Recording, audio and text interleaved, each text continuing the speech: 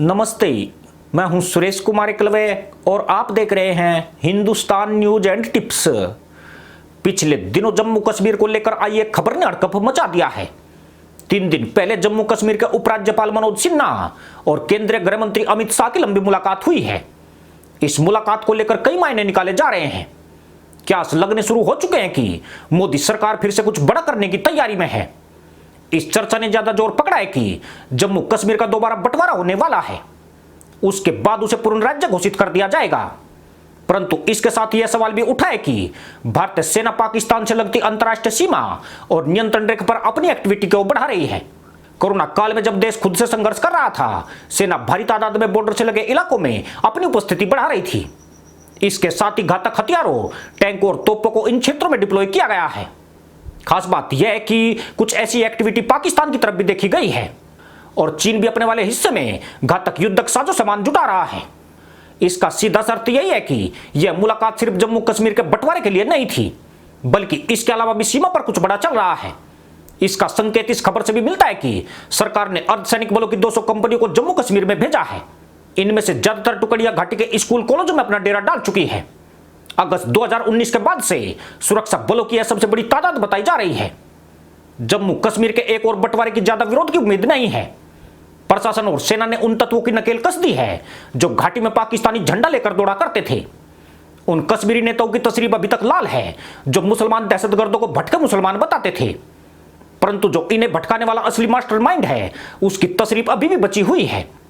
यानी जम्मू कश्मीर में पहले से इतनी संख्या में अर्धसैनिक बल मौजूद थे जो गद्दारों की भीड़ को काबू कर सकते हैं। अगस्त 2019 में धारा 370 हटाने के बाद भी यहां सुरक्षा बलों की तादाद कम नहीं की गई है।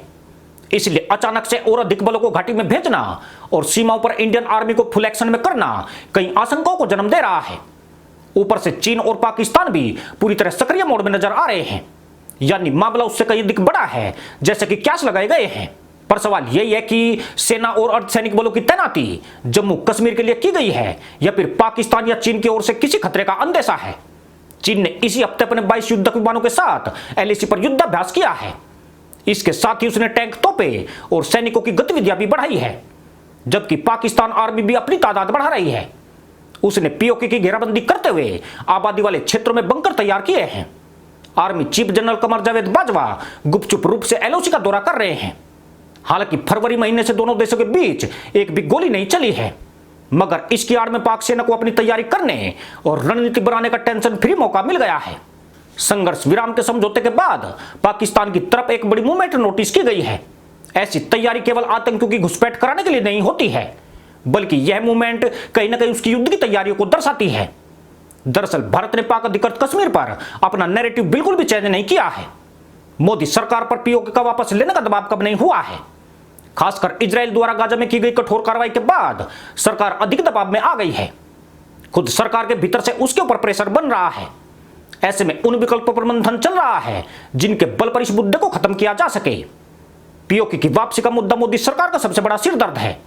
वह कहीं ना कहीं इसकी वापसी की रणनीति बनाने में नाकाम रही है और जनता की अपेक्षाओं के अनुरूप कोई ठोस पहल नहीं कर सकी है। मोदी सरकार के 7 साल गुजर जाने के बाद भी पीओके के मामले में जीरो प्रोग्रेस रही है। साल 2024 में लोकसभा के चुनाव होने वाले हैं।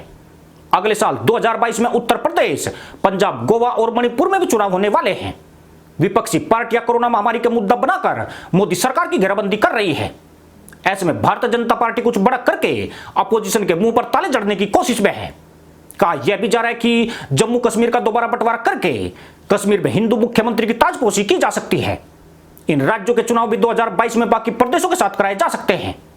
मगर जम्मू कश्मीर अब ऐसा विषय नहीं रहा है जिस पर भारतीय जनता पार्टी राजनीति कर पाएगी। उसे अपोजिशन का मुकाबला करना है तो कुछ न कुछ अलग करके ही दिखाना पड़ेगा। रक्षा विशेषज्ञ मानते हैं कि 1948 में पाकिस्तान ने कश्मीर का जो हिस्सा कब्जाया था उसके बातचीत से वापस पाने की कोई संभावना नहीं है। पाकिस्तान की इमरान सरकार ने गिलगिट बाल्टिस्तान को 5वां सूबा बनाने का प्रस्ताव पेश कर दिया है। इसका मतलब यही है कि पाकिस्तान भी अपने हिस्से वाले कश्मीर पर पकड़ मजबूत कर रहा है। ऐसे में भारत के सामने शक्ति का इस्तेमाल एकमात्र विकल्प बचता है। खुद आर्मी चीफ मनोज मुकुंद नरवणे कह चुके हैं कि अगर सरकार आदेश करे तो वे पीओके की वापसी की कार्रवाई के लिए रेडी है। मोदी सरकार के कार्यकाल में जब तक एलओसी पर सैन्य हलचल हुई है, पीओके की घर वापसी की चर्चाओं ने जोर पकड़ा है। कम से कम पिछले कुछ सालों से ऐसी उम्मीदें बनती और टूटती रही है। इस बार जब एलओसी और घाटी में सेना तामझाम लेकर सक्रिय है, पीओके को लेकर फिर से तापमान बढ़ता दिखाई दे रहा है।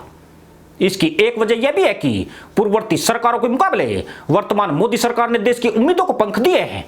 देश चाहता है कि जम्मू कश्मीर समस्या खत्म हुई, अब पीओके की समस्या भी खत्म हो जानी चाहिए।